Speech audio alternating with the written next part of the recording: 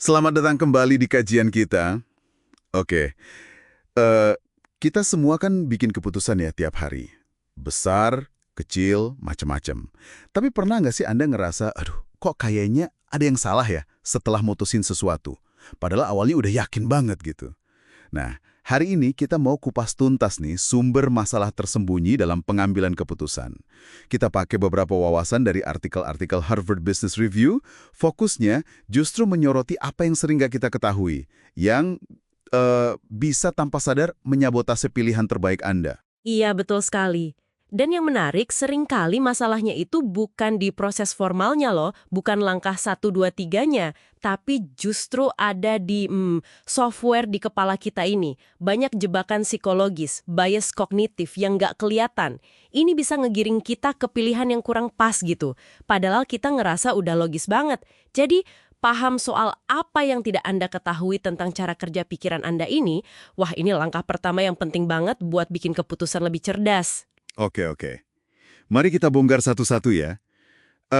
Salah satu yang paling umum nih, namanya anchoring trap, jebakan jangkar.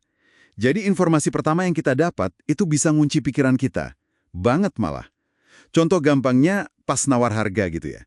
Harga awal yang tinggi bikin tawaran berikutnya jadi kelihatan lebih murah. Padahal ya mungkin masih kemahalan kan? Betul, betul. Jangkar itu nahan kita di satu titik. Atau lagi nih, jebakan status quo.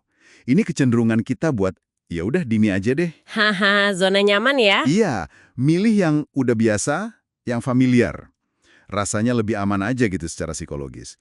Meskipun mungkin ada pilihan lain yang jelas-jelas lebih bagus. Tapi ya itu, kenyamanan ini kadang nahan kita. Anda pernah ngalamin nggak? Pasti sering dan kadang nggak sadar. Nah, jebakan-jebakan ini tuh bisa bekerja karena otak kita emang nyari jalan pintas kan, biar cepet mikirnya.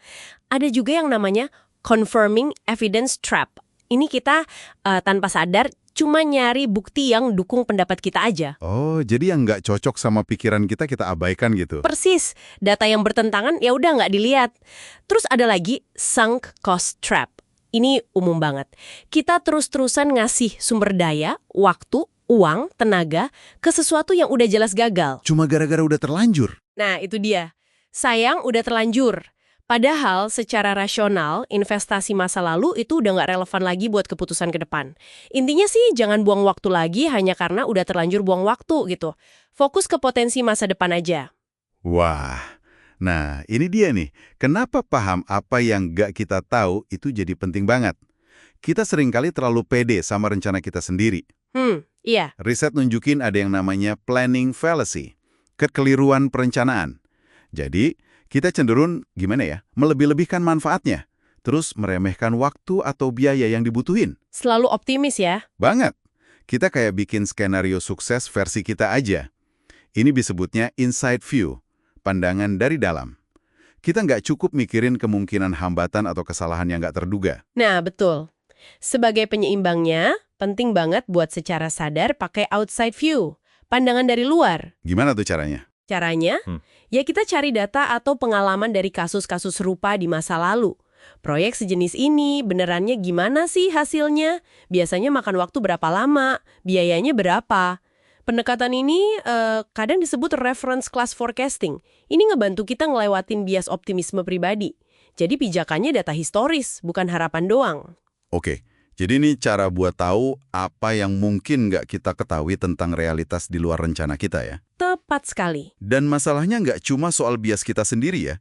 Dinamika kelompok di kantor atau tim, itu juga bisa jadi jebakan. Oh iya banget. Pernah dengar konsep advocacy versus inquiry dalam rapat nggak? Kalau advokasi itu kayak debat kusir. Masing-masing ngotot sama pendapatnya ya. Iya, semua orang berusaha menang, bukan nyari solusi terbaik bareng-bareng. Akibatnya, ya itu tadi, perspektif kritis atau data penting, hal-hal yang mungkin nggak diketahui mayoritas, bisa kelewat. Betul. Contoh klasiknya dari sumber kita kan kontras antara keputusan invasi Teluk Babi yang penuh advokasi keliru sama manajemen krisis misil Kuba yang lebih pakai inquiry, penyelidikan terbuka. Nah, makanya ngerancang proses pengambilan keputusan yang baik itu jadi vital banget. Ini bukan cuma soal checklist langkah-langkah ya, tapi gimana kita nyiptain lingkungan yang bisa ngebuka apa yang tadinya nggak diketahui. Ada 2 kunci penting nih. Pertama, dorong konflik kognitif.